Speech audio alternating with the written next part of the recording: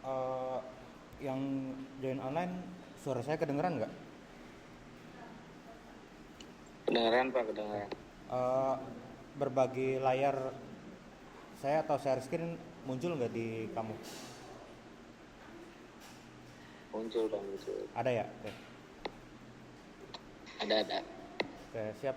Terima kasih atas konfirmasinya.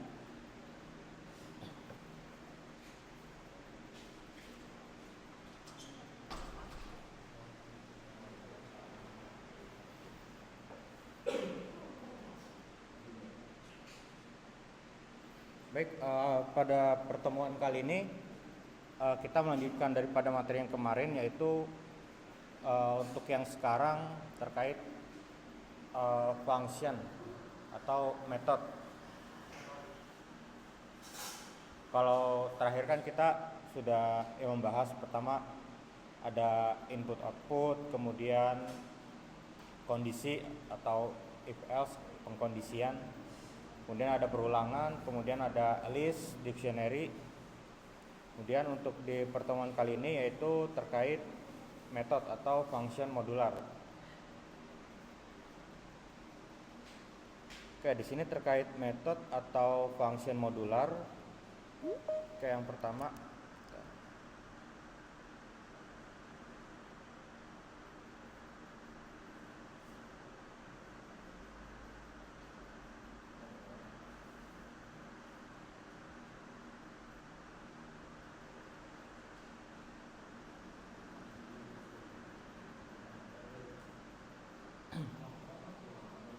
Oke, untuk yang pertama di sini untuk dari function modular itu sendiri kita ya secara singkat dulu ya, definisinya. Itu yang dirancang untuk nanti mahasiswa ya. Tentunya menguasai konsep penting dalam pemrograman Python. Sebenarnya untuk function atau metode atau modular ini enggak hanya ada di Python, tapi di bahasa pemrograman lain juga ada. Di PHP juga kita bisa bikin Python nanti yang tinggal dipanggil gitu kan. Di JavaScript juga bisa, apalagi JavaScript pasti base-nya juga Python, base-nya juga dia ada pembuatan function, kemudian Java terkait OP juga, karena hampir keseluruhan tentu pasti ada ya keterkaitan, dan pasti ada dia mempunyai untuk pembuatan function sendiri. Walaupun misalnya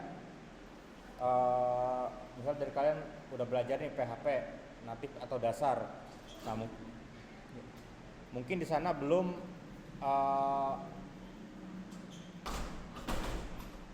belum membahas atau belum ada panduan membuat function, karena memang ya mungkin belum kesana gitu. Tapi ya sebenarnya nggak harus pas saat sesi perkuliahan, tapi ya dengan berjalannya waktu itu juga, atau nantinya PHP tapi yang framework, nah itu udah pasti kan ada function. Dia kalau bahasa pemrograman lain biasanya namanya function, kalau di Python dia dev.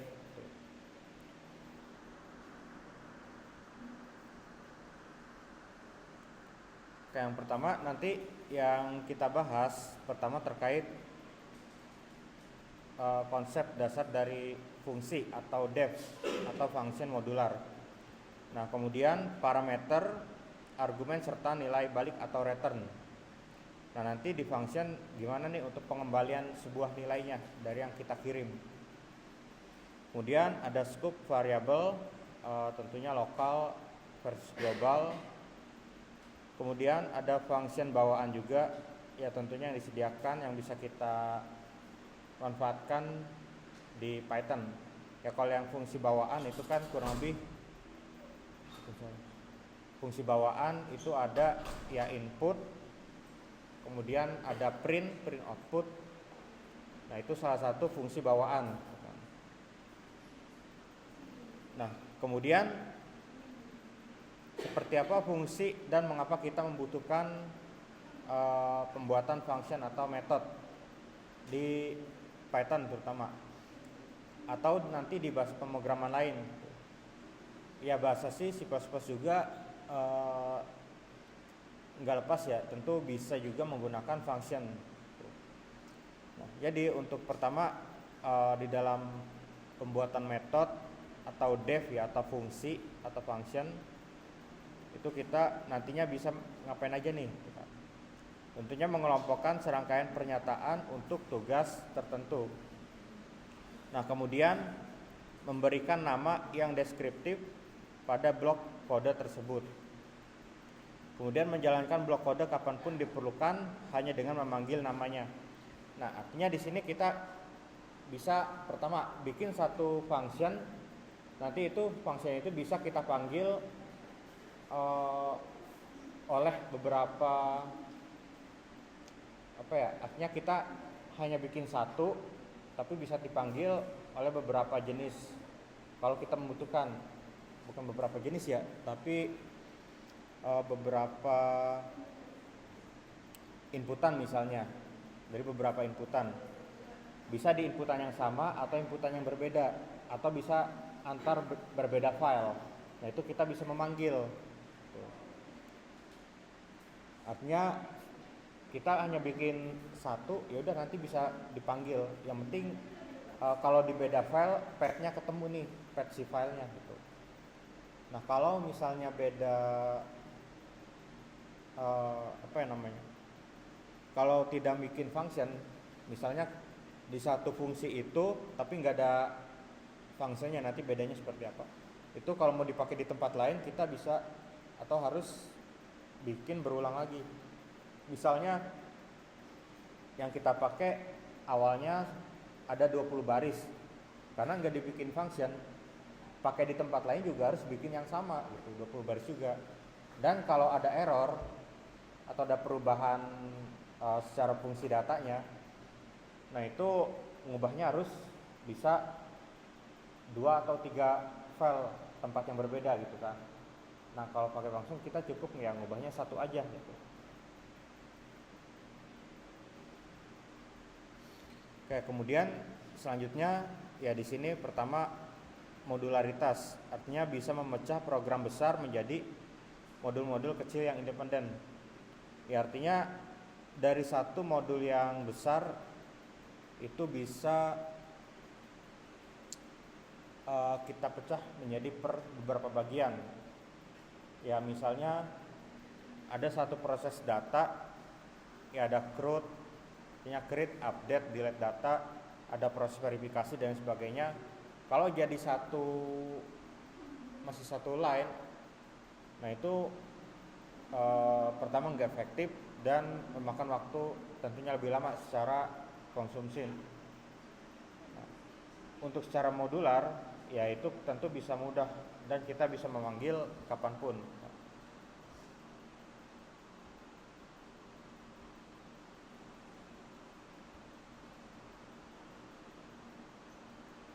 Oke, kemudian reusabilitas tadi kita bisa menggunakan kembali, artinya bisa berulang. Kita bisa menggunakannya berulang. Dan tentunya selain berulang bisa dipakai di mana aja gitu. Kalau memang itu yang dibutuhkan gitu kan. Kemudian untuk proses debug atau ketika ada bisa salah satunya error atau ingin ngetrace data inputan ini udah sesuai atau belum, nah itu bisa dengan mudah gitu kan, jadi bisa dicek dari awal sampai akhir. Oke, kemudian di sini ada parameter, argumen, dan nilai balik atau return. Nah di sini pertama untuk parameter itu variabel dalam definisi fungsi. Nanti di satu metode functionnya itu kita mendefinisikan parameternya. Kemudian nama untuk menerima input. Ya artinya parameter variabel yang didefinisikan di dalam fungsi tentunya ya bisa sebuah nama atau value yang menerima inputnya. Kemudian untuk argumen yaitu nilai aktual yang diteruskan. Artinya misal ada satu metode metode hitung total segitiga. Nah itu kita tinggal ngirim, misalnya luas, panjang, berapa. Nanti kita, karena kita panggil metodenya, nanti dia akan ngirim balik nih nilai baliknya atau returnnya gitu, dari nilai yang kita input. Kemudian data konkret saat pemanggilan, ya artinya tentu apa yang kita input ya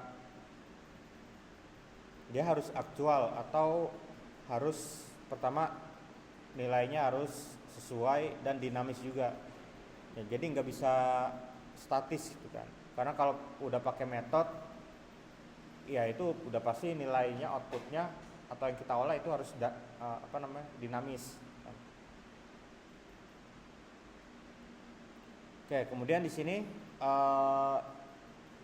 tambahan dari penjelasan terkait parameter dan argumen ya. Nah, di sini pertama untuk parameter yaitu nama yang tercantum di dalam tanda kurung saat mendefinisikan sebuah fungsi. Jadi sama seperti nama di dalam def, misalnya Sapa.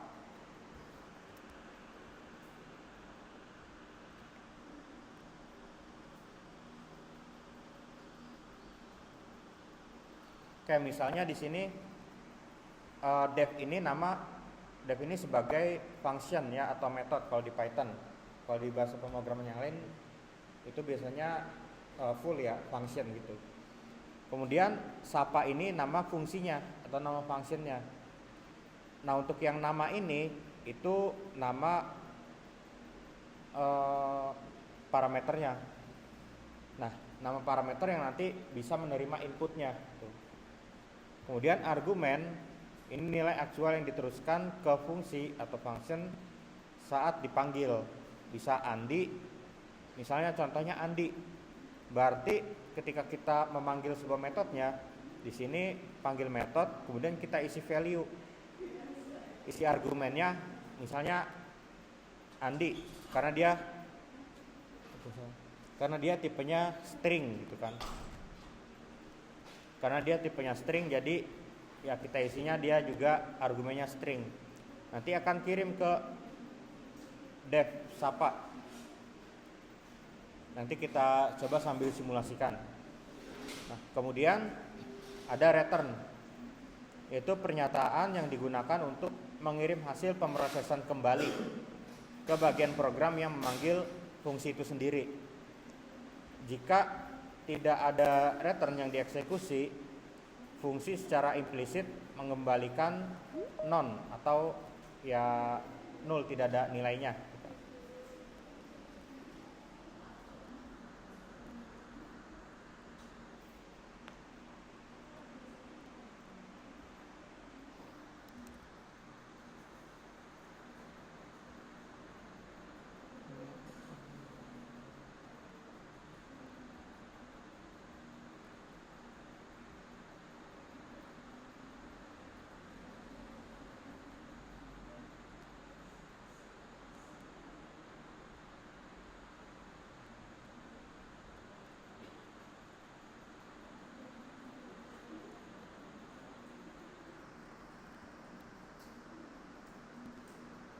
Oke, kemudian di sini contoh parameter di dalam fungsi. Oke, yang pertama di sini yang saya blok, jadi parameter sama return.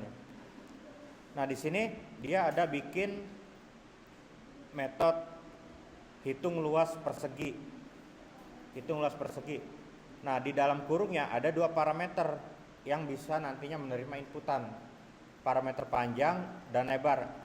Nah ini namanya parameternya bebas, kita bisa nulis apa aja, yang penting tujuannya sesuai untuk menerima inputan apa gitu.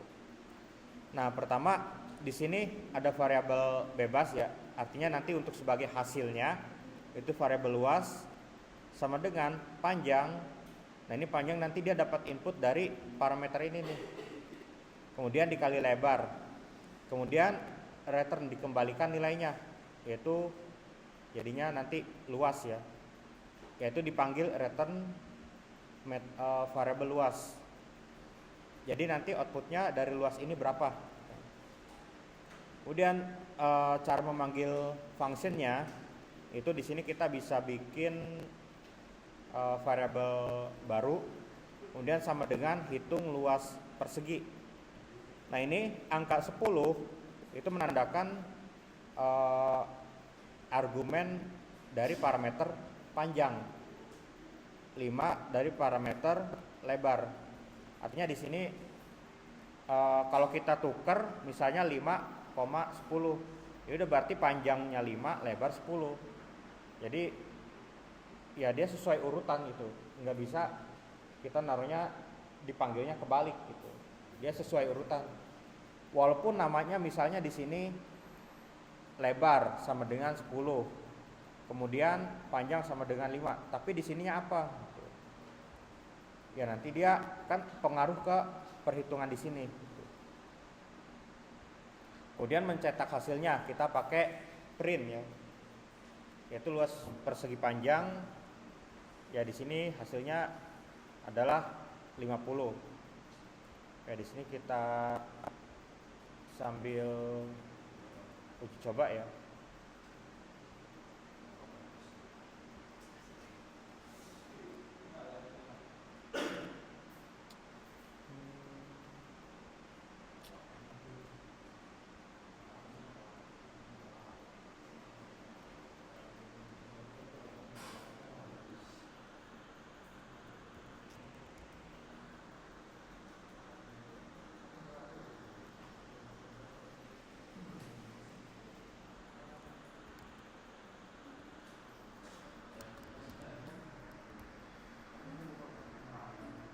Oke, misalnya di sini kita bikin satu metode, itu def hitung luas persegi, nilainya panjang, lebar. Nah kemudian di sini sama dengan panjang kali kemudian return luas. Nah di sini kalau kita eksekusi dia nggak akan keluarin output apa-apa karena buah metodenya belum uji coba. Belum dong. Hasil luas persegi atau hasil luas aja sama dengan kita panggil nih metodenya atau function. Ini metodenya kita panggil seperti ini. Kemudian di dalam kurung yang lainnya misalnya 20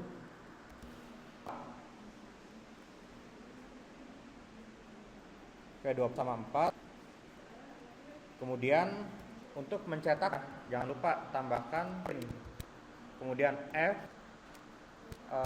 kemudian di sini titik 2 atau nama kutip 2 atau kutip 1 bisa.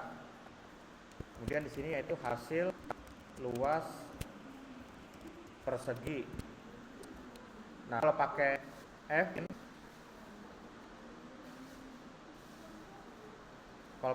dalam print bisa langsung mendefinisikannya atau memanggil belain. Kalau nggak pakai F di depannya itu ya kita nanti nambahin ininya di luar gitu. Cuman kalau nanti banyak di dalamnya ada kata-kata jadi agak sulit. Ini kenapa nih Google itu? Ya kita eksekusi. Nah di sini hasil luas segitiga 80. Nah 80 dari berapa nih? Nanti kita coba cek ya. Itu 80 hasil luas persegi 80. Di sini kita tambahkan koma dari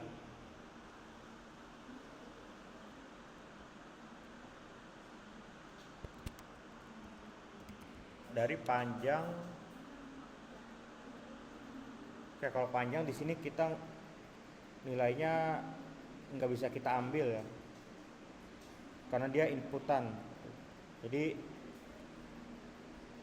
maksudnya inputannya di sini, bukan inputan yang pakai, atau bisa seperti ini misalnya panjang sama dengan input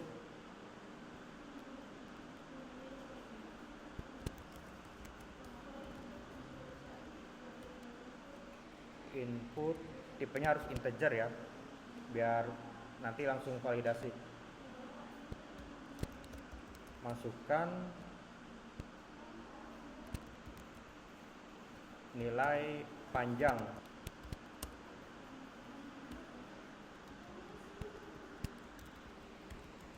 Kayak di sini lebar, masukkan nilai lebar. Nah, di sini panjang 20-nya kita ganti ke variabel panjang.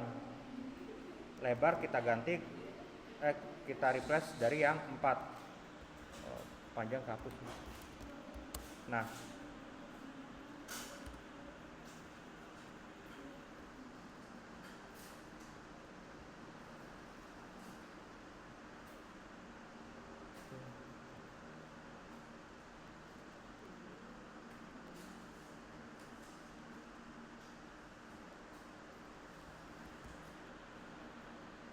oke, nanti jadinya seperti ini.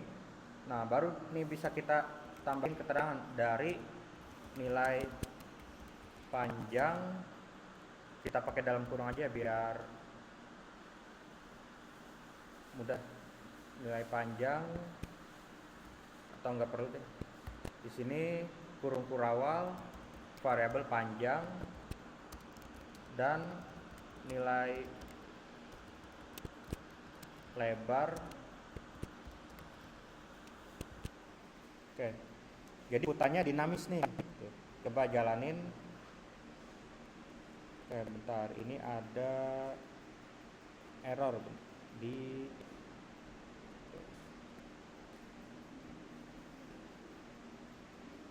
kebalik nih kayaknya.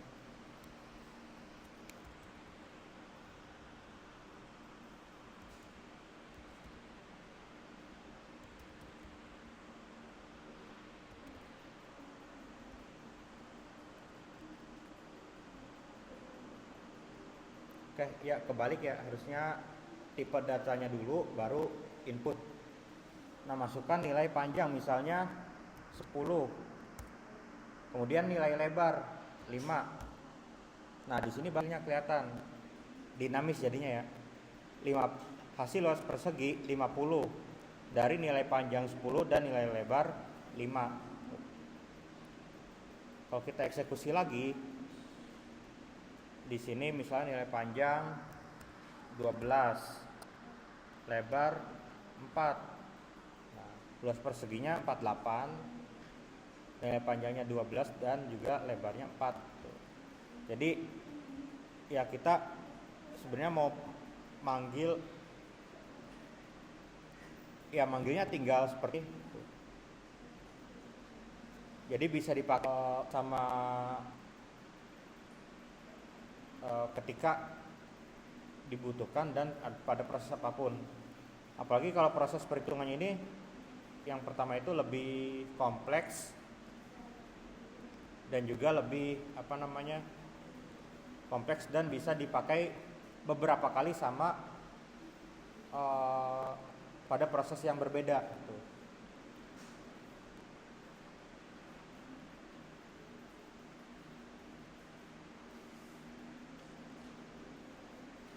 Oke, sampai di sini ada pertanyaan?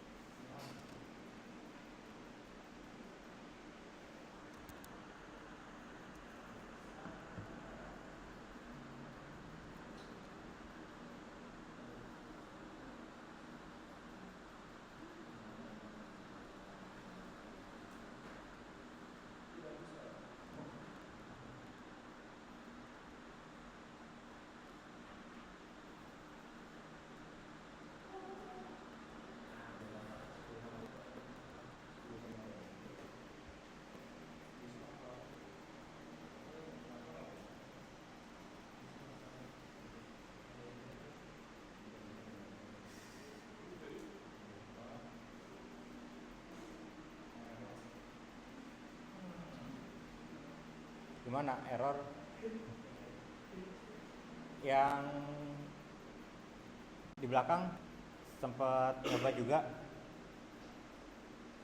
yang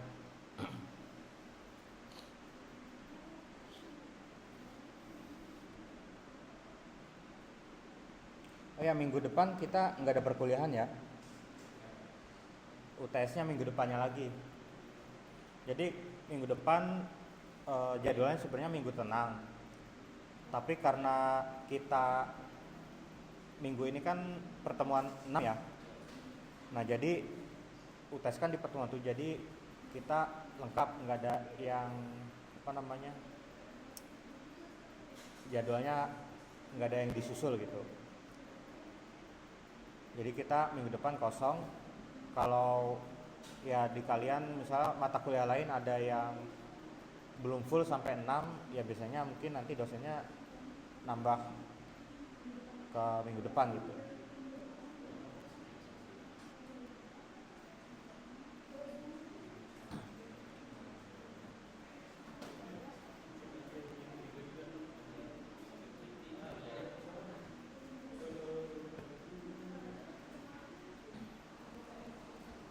Oke, sambil saya lanjut materi ya.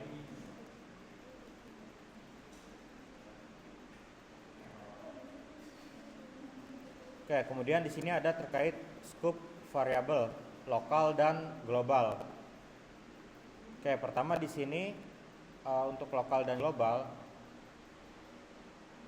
yaitu untuk lokal variabelnya didefinisikan di dalam sebuah fungsi. Nah, contoh tadi di sini variabelnya sebenarnya di dalam sini nih, sini. Dia variabel lokalnya itu luas, karena di dalam sebuah fungsi. Kalau ini kan dia parameter yang ada di fungsinya yang menerima inputan.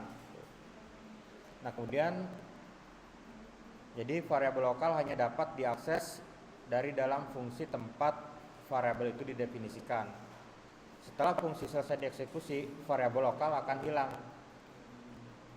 Nah, jadinya di sini kita manggilnya luas nih, walaupun nilai pengembaliannya variabel luas ya.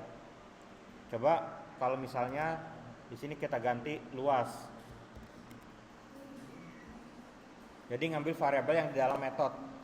Mungkin di sini belum error.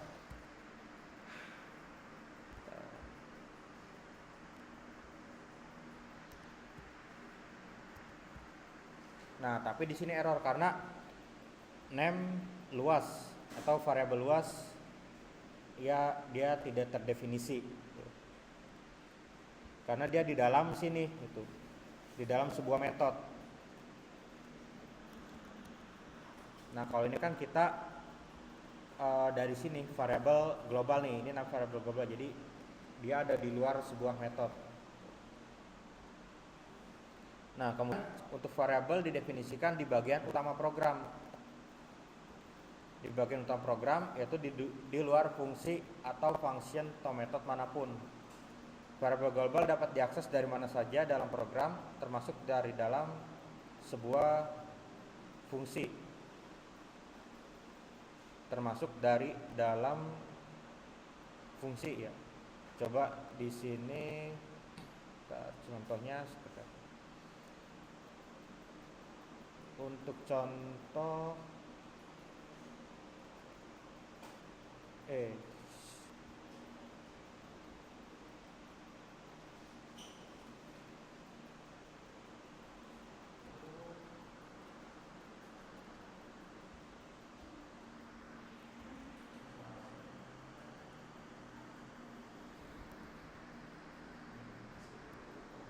Oke, di sini pertama ada variabel global dunia.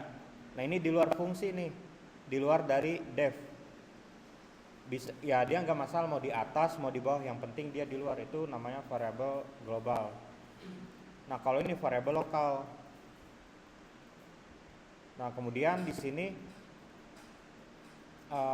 ada sebuah fungsi namanya halo lokal. Nah, dia parameternya kosong nih. Parameternya kosong untuk menerima sebuah argumen.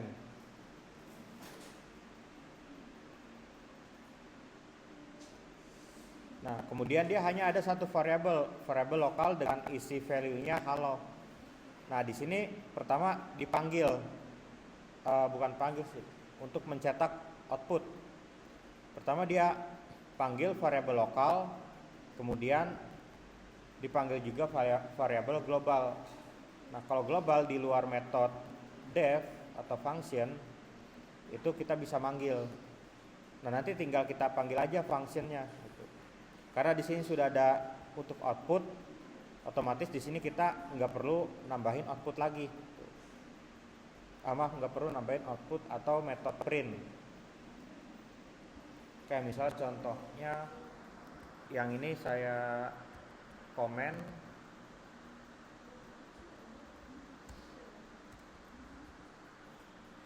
Nah, kemudian di sini ada variabel global. Kita ikuti contoh dulu ya. Dunia. Kemudian di sini ada def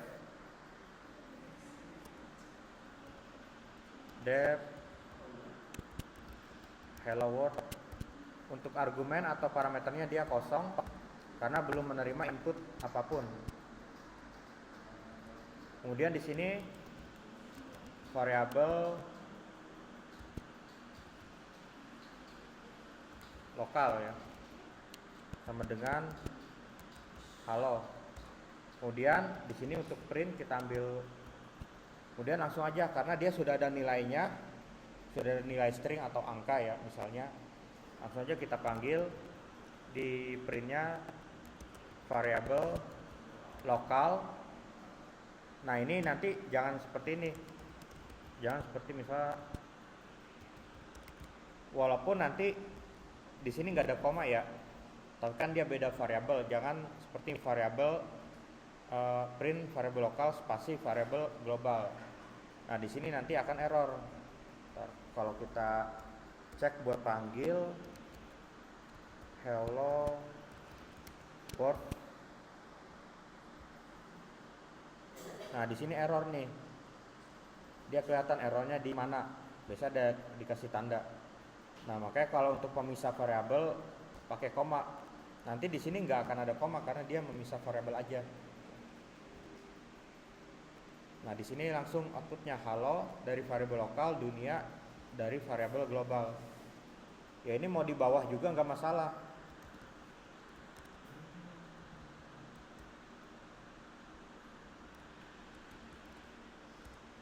Yang penting di luar si metode atau functionnya. Tuh. Nah, di sini tetap outputnya ada ya. Ini contoh perbedaan antara variabel lokal sama global. Kalau lokal mudahnya kita bisa lihat dia di dalam def ya, atau sebuah metode atau function. Kalau global dia di luar. Nah, kalau misalnya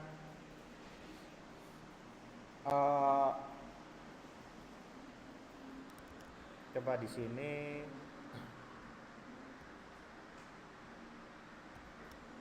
kita komen dulu. Nah, di sini kan pertama kosong nih. Nah, di sini variabel lokal sama global. Nah, saya balik nih. Dia outputnya ada enggak?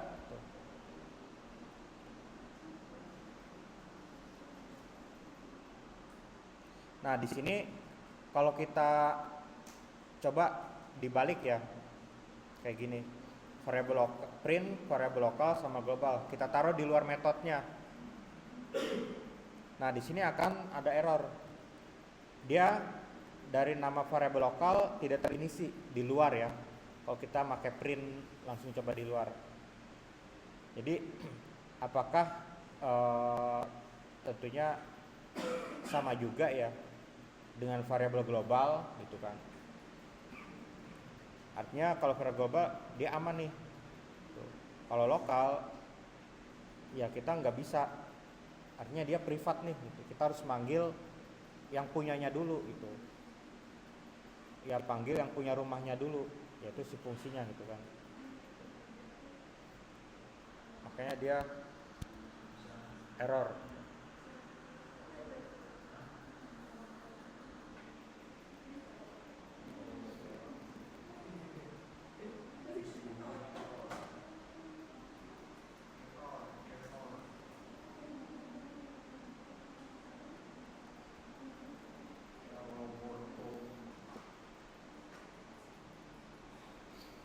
Oke,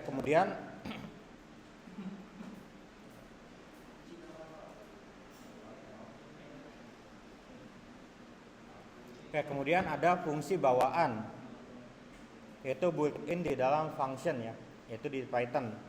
Nah ini kita bisa langsung pakai nih, itu fungsi bawaan contohnya ya. Kalau tadi kan print itu fungsi bawaan juga di Python, karena untuk mencetak atau output. Nah di sini ada juga len, fungsi bawaan, itu mengembalikan panjang atau jumlah item dari sebuah objek. Artinya objek seperti string, list, atau dictionary. Ya jumlah datanya ada berapa, sebanyak, dia nanti kehitung panjangnya berapa.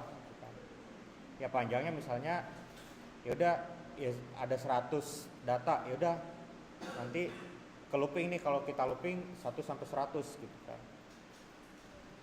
Kalau max nanti ya mencari nilai atau mengembalikan nilai yang terbesar. Min yang terkecil. Input kita untuk menginput sebuah inputannya, type untuk kita mengetahui variabel itu isinya nanti tipe datanya apa gitu. Biasanya kan ada kalau string str, kalau integer int, kalau boolean bool, kemudian kalau float, ada juga tipe JSON, teks, dan banyak tipe lainnya juga. Nah, artinya ini Pak fungsi bawaan ya di Python.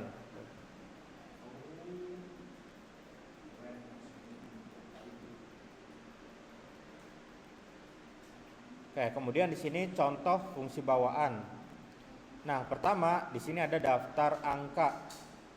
Ini dalam bentuk list ya.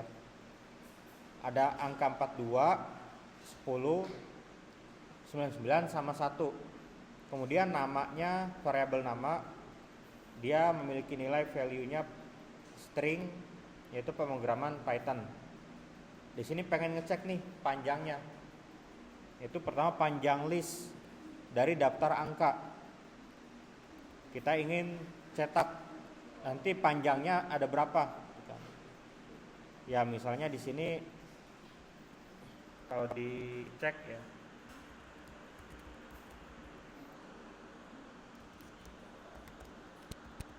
daftar list ya isinya kita bebasin aja ya. Nah kemudian di sini ada variabel nama. Kemudian nah di sini kita coba panggil ya. Pertama apa dulu? Nah di sini ya itu untuk ngecek panjang. Oke, pertama di sini len daftar list sama dengan len di dalam kurungnya. Kemudian kita cetak print f, kemudian jumlah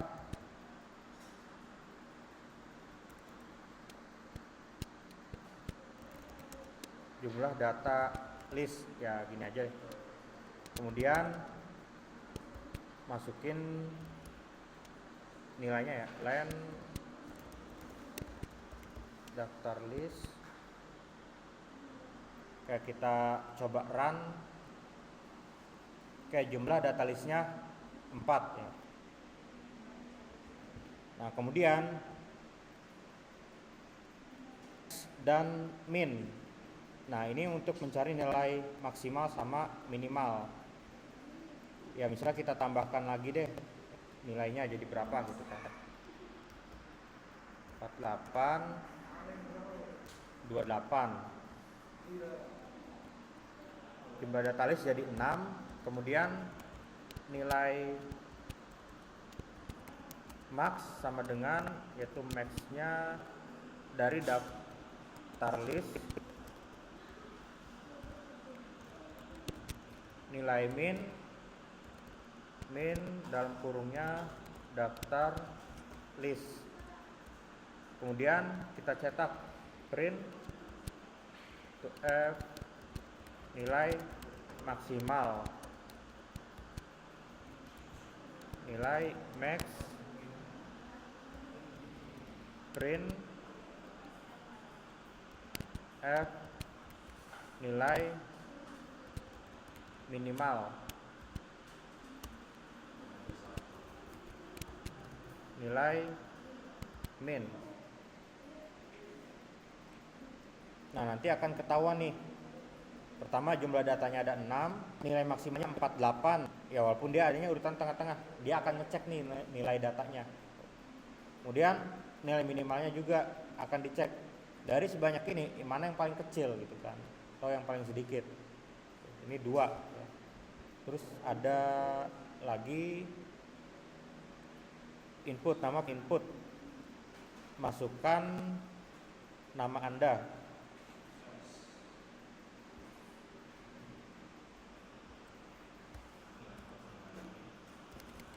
Nama pengguna sama dengan input, masukkan nama Anda. Kemudian print f halo, koma. Nah, baru nama pengguna. Kita cek. Nah, ini langsung yang jumlah data list, nilai maksimal minimal, dia ya karena nggak ada inputan lagi, dia langsung ke bagian input yang input nama pengguna. Langsung cek output ya.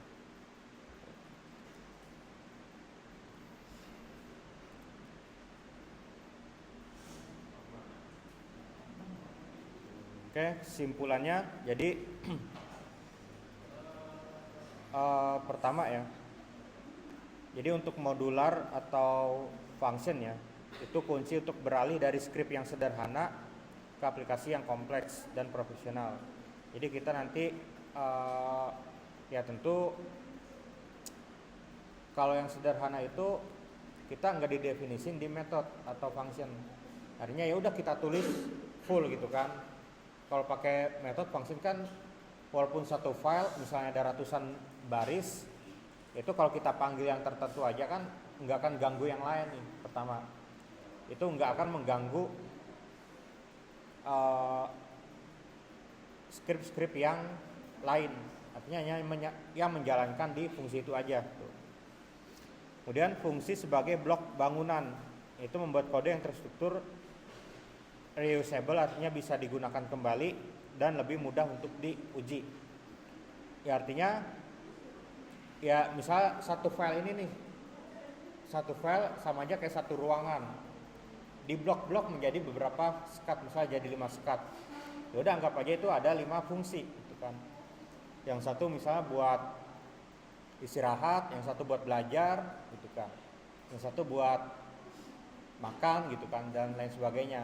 Artinya punya fungsi terpisah gitu atau tersendiri dan masing-masing.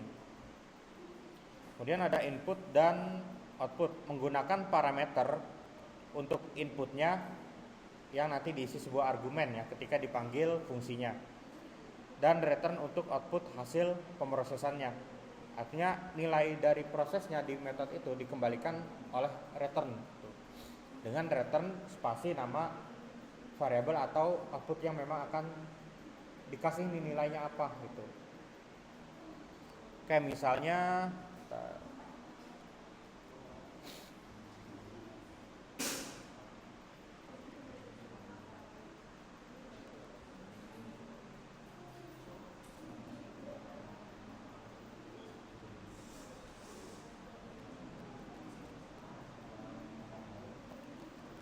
kemudian ada satu lagi terakhir, control scope, yaitu membedakan antara variabel lokal dan global. Tadi sudah kita sambil uji coba.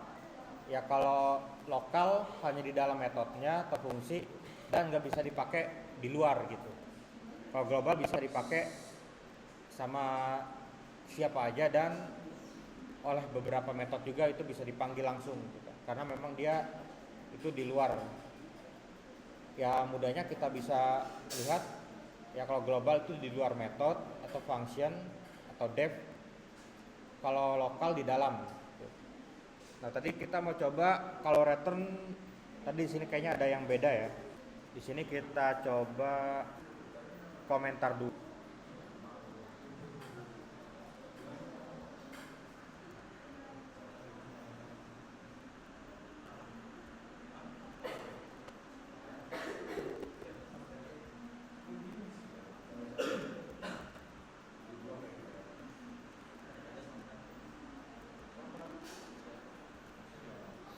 Kayak misalnya tadi yang ini ya metode untuk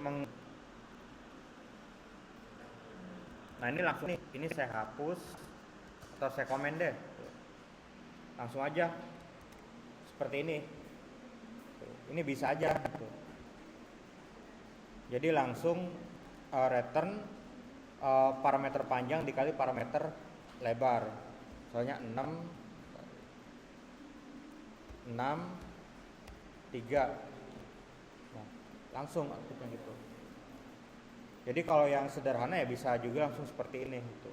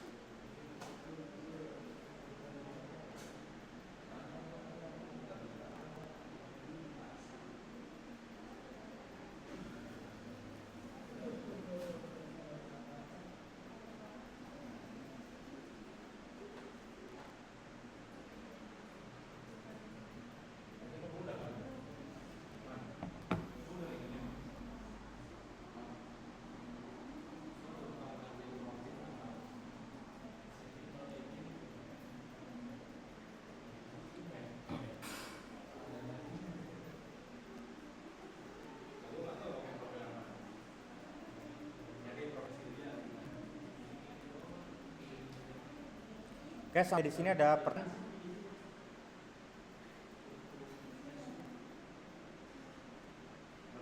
pertanyaan sampai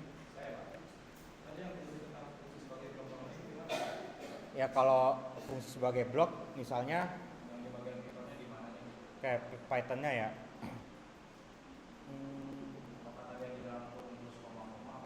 Oh itu misalnya ini ya. Ini saya balikin aja.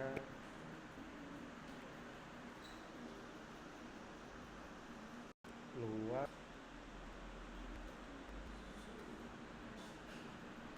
Kemudian misalnya saya bikin ada 3. Nah ini misalnya satu ruangan nih gitu kan. Kalau blok misalnya satu ruangan nih, satu file ini ya contoh. Ini saya bikin metode atau function lain. Misalnya kalau luas segitiga rumusnya gimana? Iya. Buat ngitungnya. Luas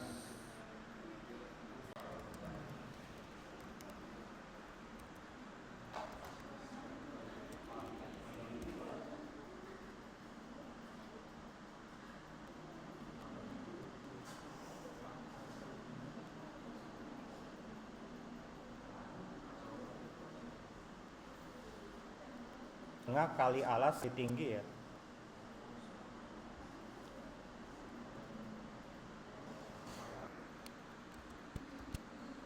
Nah kalau setengah berarti kan dia 0,5 bisa ya.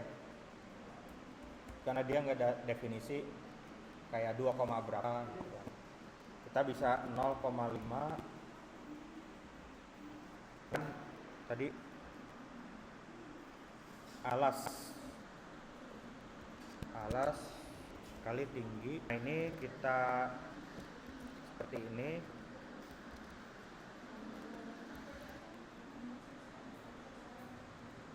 Dan luas lingkaran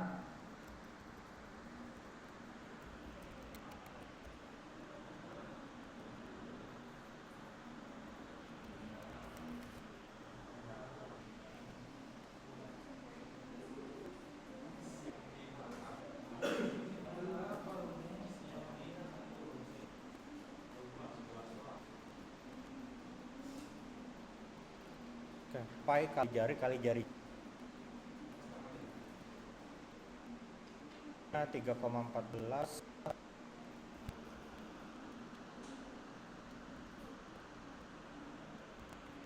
jari-jari 3,4 kembali.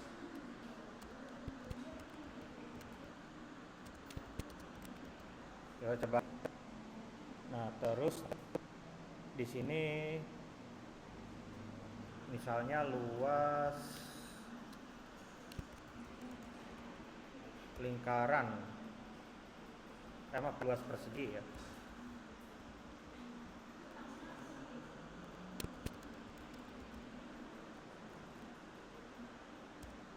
Kayak di sini bisa kita copy paste aja, nanti tinggal disesuaikan. Ini luas segitiga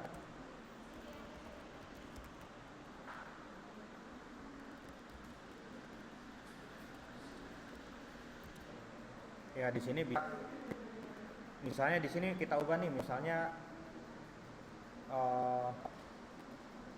lebarnya L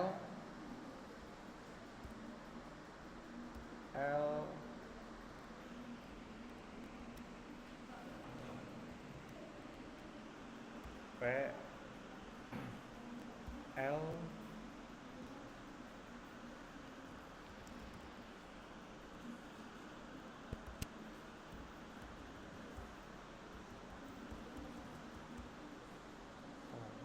kasih luas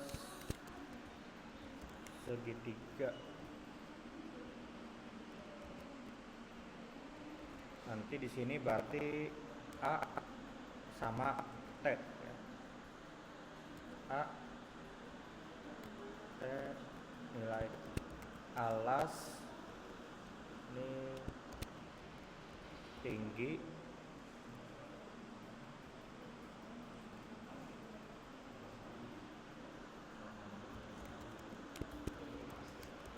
sini luas lingkaran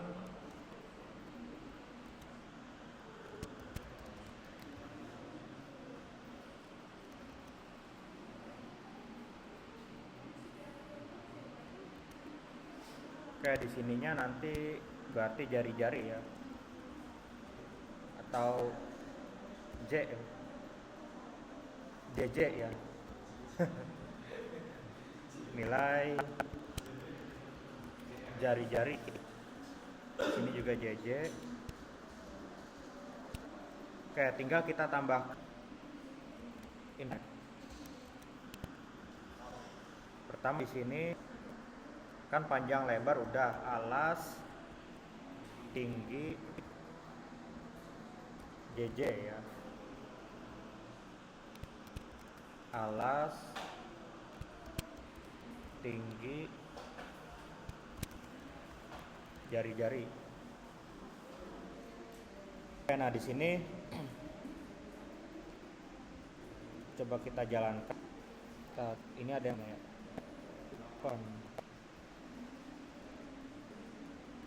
oh, ini biasanya kali ini. Oke, jam ya. Jadi kita bisa masukin nilai sekaligus, ya langsung sekaligus aja gitu kan inputannya. Kan di sini langsung ngejalanin 5 nih. Misalnya panjangnya 8, lebar 3, alasnya, kan kita nggak tahu nih nanti hasilnya buat apa. Anggaplah kita nggak tahu gitu kan. Terus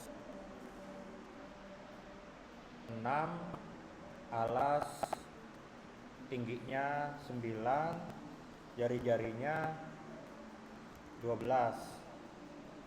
Nah ini ketahuan nih ada beda. Ini koma ya, ini kalau nggak salah bisa dibulatin. Jadi 452,16 nih harusnya bisa dibulatin ke atas.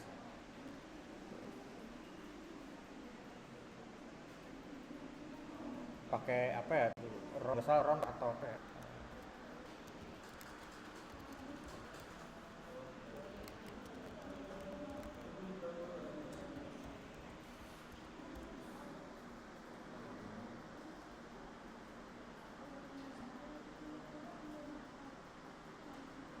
Apa?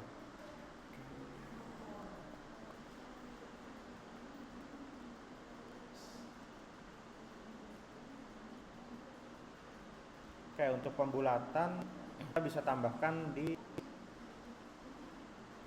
sininya round di dalam printnya ya, di dalam printnya aja. Kemudian koma 2. Artinya kita hanya mengambil 2 desimal aja, 2 digit dari koma ya.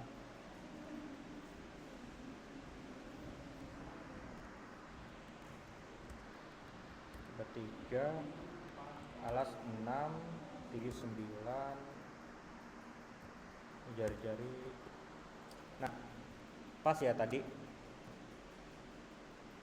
15999. Jadi kita round luas lingkaran, kemudian desimalnya 2 ya.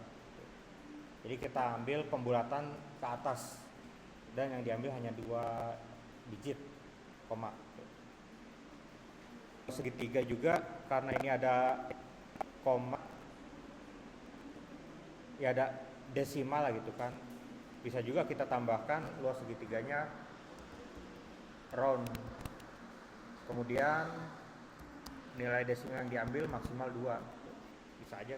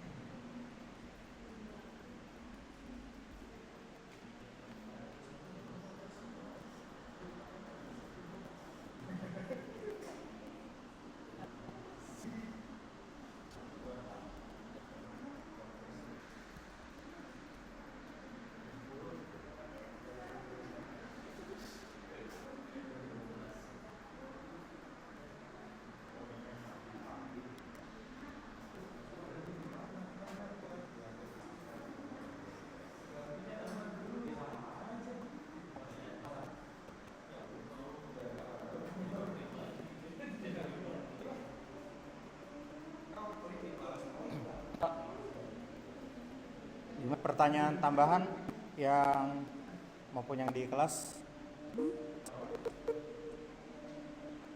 ada pertanyaan tambahan tidak?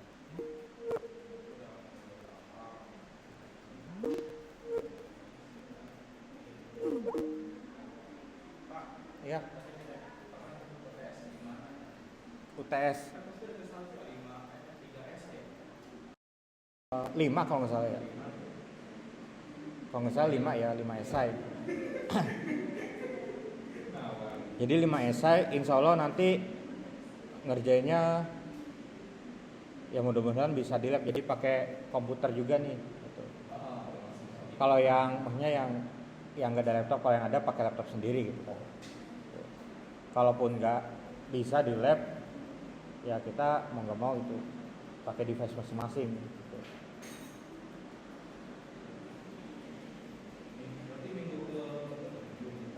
Minggu depannya lagi.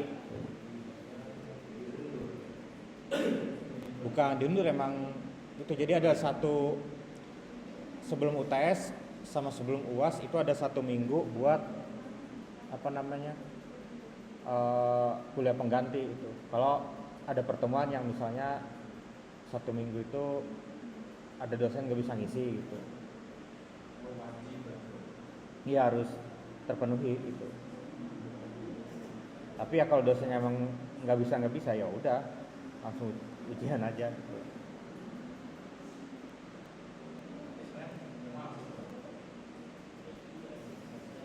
Jadi minggu depan libur ya.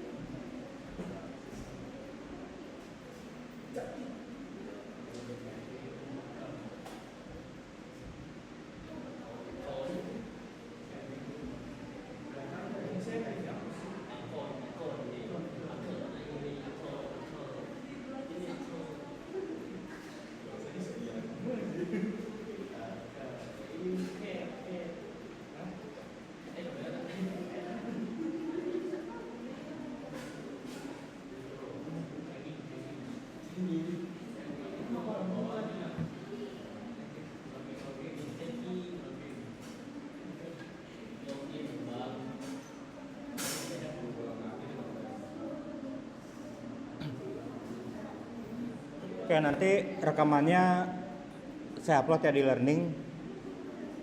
Tadi kalau mungkin nggak kelihatan di belakang ya. Ini teksnya jelas nggak sampai ke belakang? Kebaca nggak?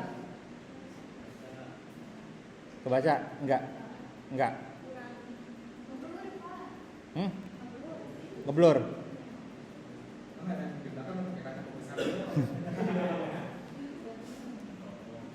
Kalau segini?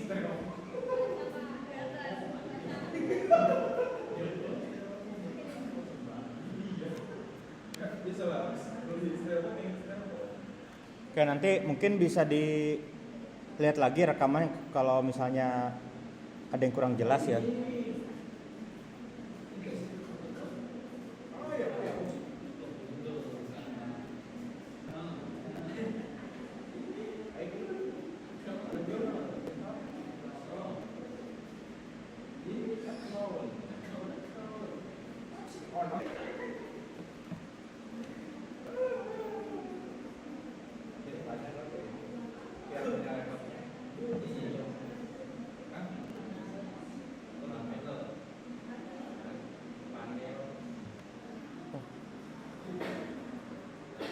Absensi belum ini ya? Oh saya tanggal semalam ini. Sorry.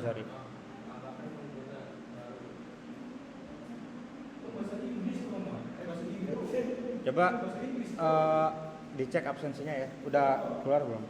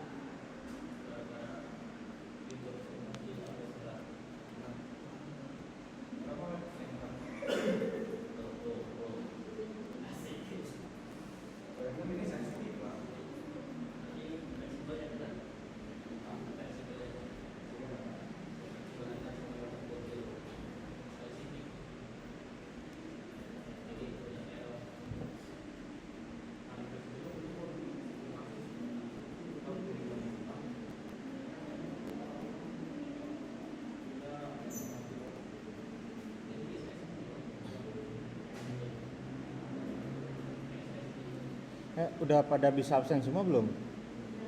Udah ya? Ada yang belum mungkin?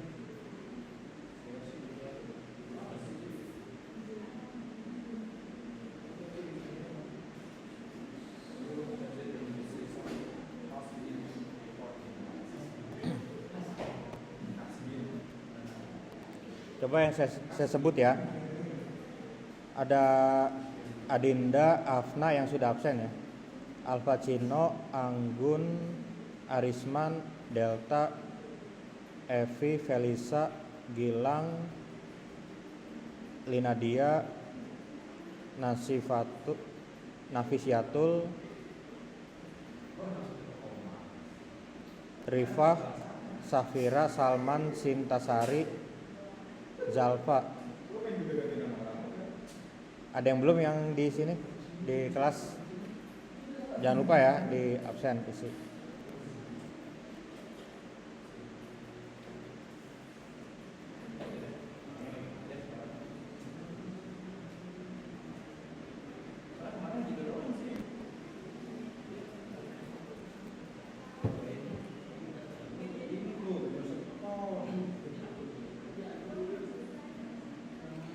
Oke, satu lagi ya.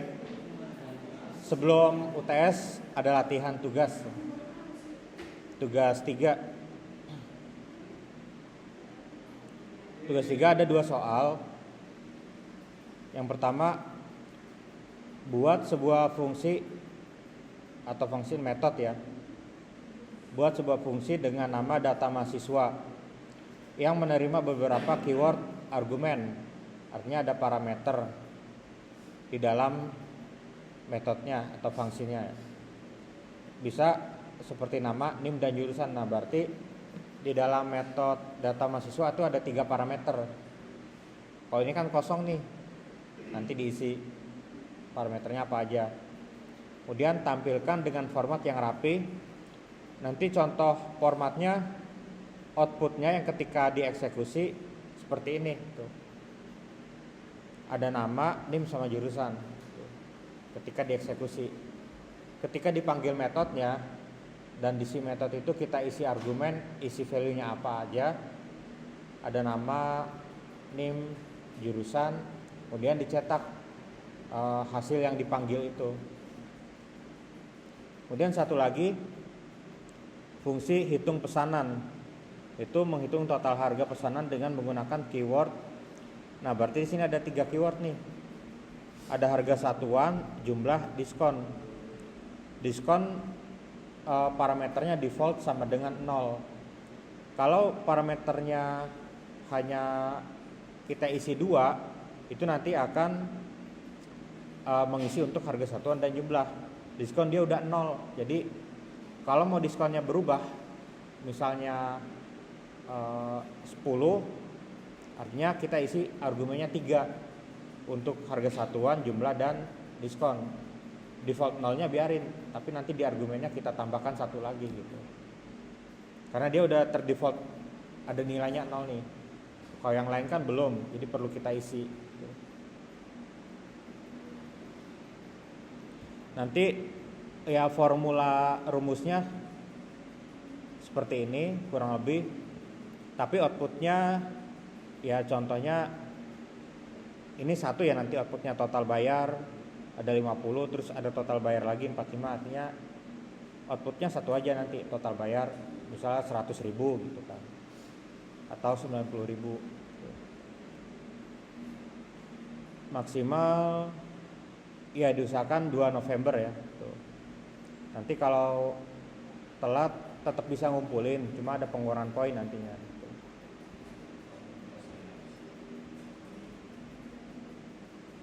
Oke, ada pertanyaan? Hah?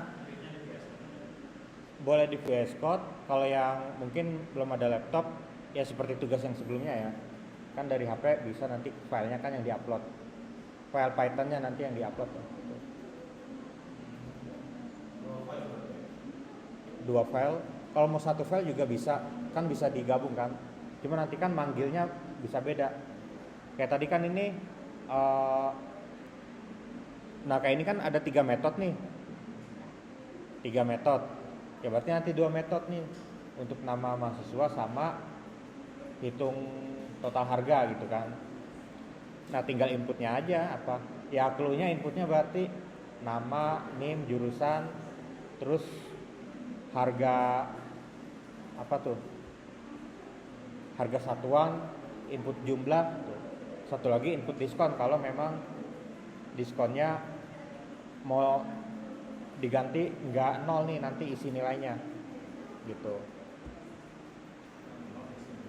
Kalau dia defaultnya 0 nih, jadi di parameter kayak gini defaultnya ya. Kalau default 0 misalnya diskon sama dengan 0, nah gini defaultnya. Jadi kalau kita isi cuma 2, misalnya untuk yang harga satuan dan jumlah, itu nggak masalah, akan tetap jalan. Nah kalau diskonnya mau kita ubah, yang tadinya 0 jadi misalnya ada 10, ya 10% misalnya, itu tinggal tambahin inputan 1 lagi untuk diskon. Nanti ada 3 parameter, harga satuan, kedua jumlah, ketiga diskon. Untuk di metodenya tetap aja seperti ini gitu.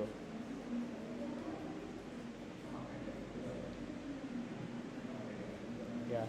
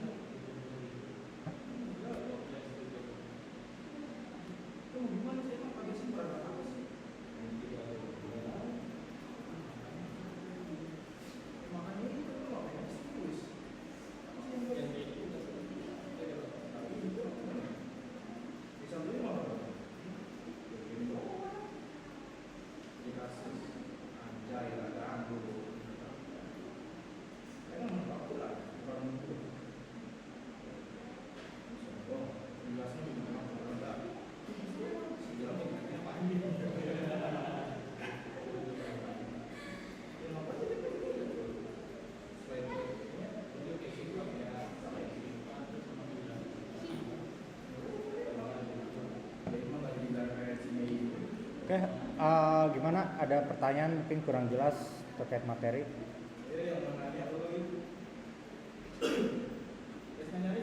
Kalau tidak ada nanti saya akhiri maksimal jam 12.10 ya sesi hari ini. Oke, jika masih ada pertanyaan saya tunggu sampai ya 8 menit lagi.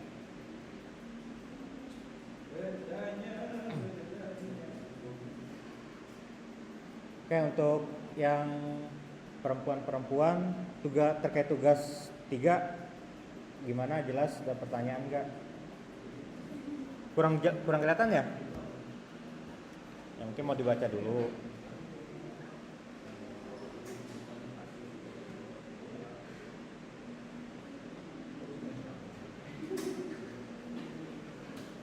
Jadi tugasnya terkait pembahasan materi hari ini.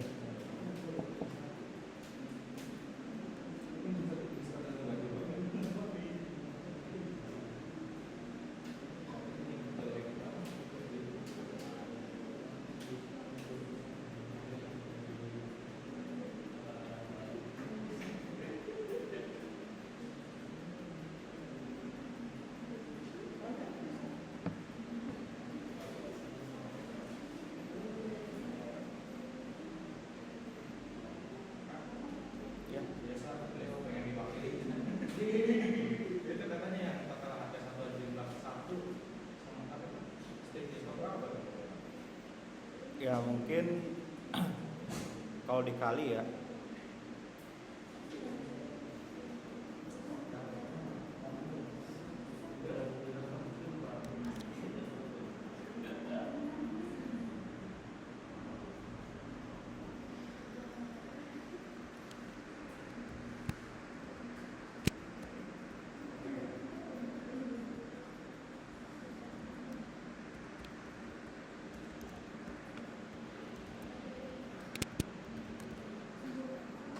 harga satuan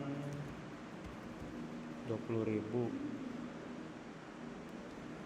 jumlah kayak 2. Ini diskon, ini variabelnya saya ganti aja ya, bisa 0.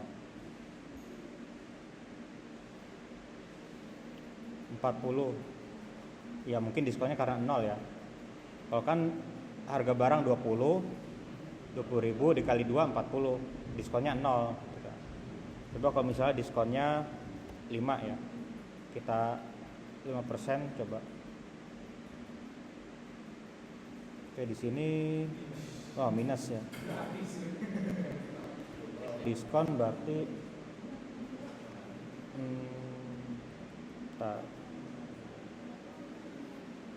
nah ini dipisah dulu nih, pisah dulu ya. Nanti saya rapihin.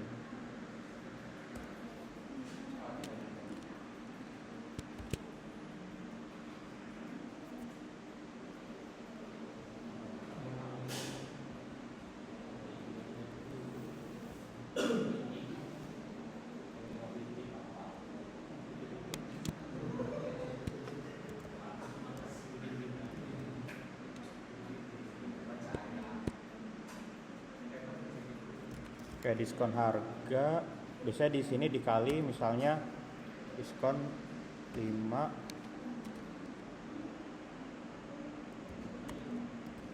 Oke, coba ya.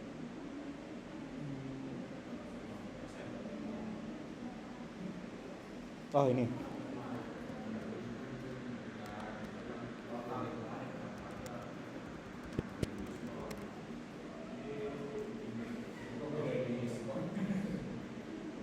ke 5% 2.000, benar nggak? Nggak tahu ya. Kalau 50% mungkin 20.000 ya diskonnya ya, harusnya. Nah, berarti di sini total ya. Berarti nanti harga barang 20 dikali 2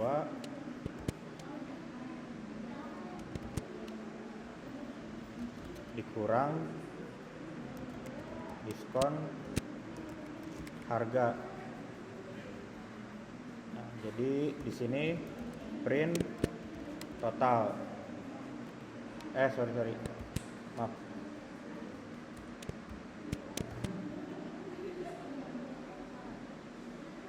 Ini jangan 50, misal 10%. Kalau 40.000 10%-nya berapa? 4.000 benar ya? Nah, berarti harganya nanti segini. Nah, ini nanti saya revisi dulu ya. Yang di sini. Oke, terima kasih udah ditanya ya.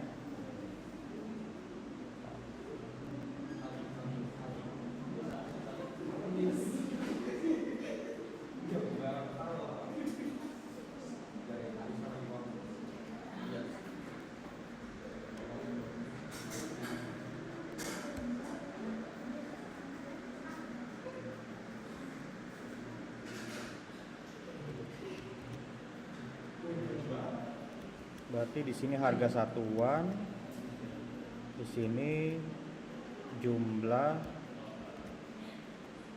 nah diskon,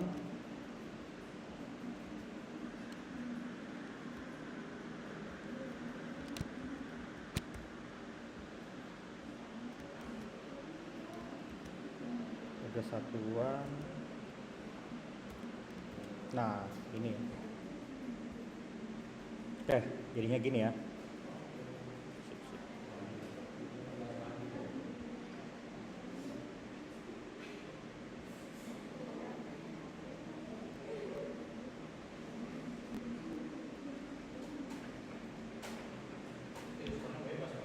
Ya diskon bebas. Ya kalau 0, ya berarti kalau 0 ya. 0 kan belum nyoba nih. Default 0 kan tadi.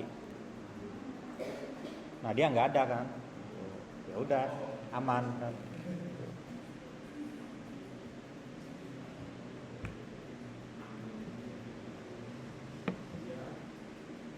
Jadi tinggal bikin fungsinya nih, kan formulanya udah ada rumusnya, tinggal bikin metode fungsinya aja nih, sama buat manggilnya sama outputnya apa nanti. Ya yang penting yang pasti sesuai kalau nanti pas saya cek gitu.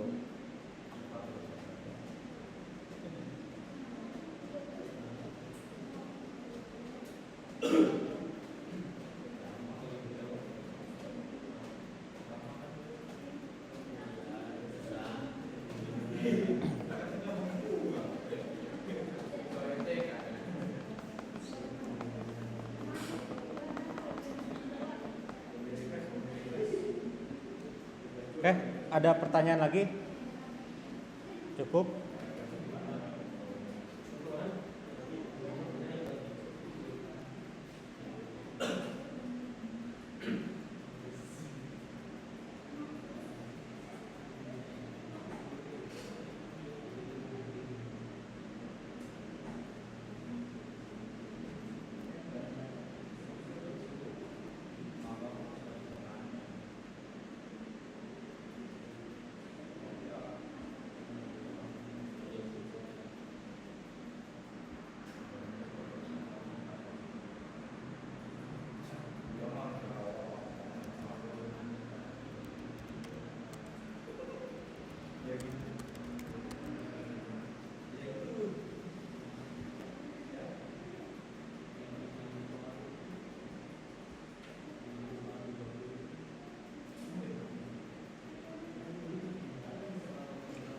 Oke, jika tidak ada pertanyaan, berhubung materi sudah selesai, kita ketemu lagi nanti UTS.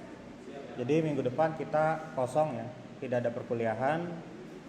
Ya jadi bisa diistirahatkan dulu ya. Oke, untuk UTS nanti praktik ya, pengerjaan terkait Python ya, bisa salah satunya bikin modular, function, kemudian ada kondisi if, looping, dan yang pasti dari materi sebelumnya ya. Ya mungkin flowchart akan keluar lagi ya. Maksudnya soal terkait flowchart bisa aja keluar ya. Yang pertemuan pertama ya. Insya Allah soalnya total 5 soal ya, esai semua dan praktik ya. Yang ada laptop silakan dibawa. Kalau yang nggak ada nanti kita usahakan ya coba di lab. Kalau nggak ada ya tetap pakai device masing-masing, berarti pakai HP ya. Kalau flowchart, kalau nggak ada laptop mungkin nanti bisa di kertas gitu. Bikinnya bisa di kertas, ya digambar, nanti ya di fotonya yang diupload itu. Oke, terima kasih. Apabila ada kekurangan daripada materi yang saya sampaikan, saya mohon maaf. Kurang lebihnya terima kasih semuanya. Wassalamualaikum warahmatullahi wabarakatuh. Selamat siang.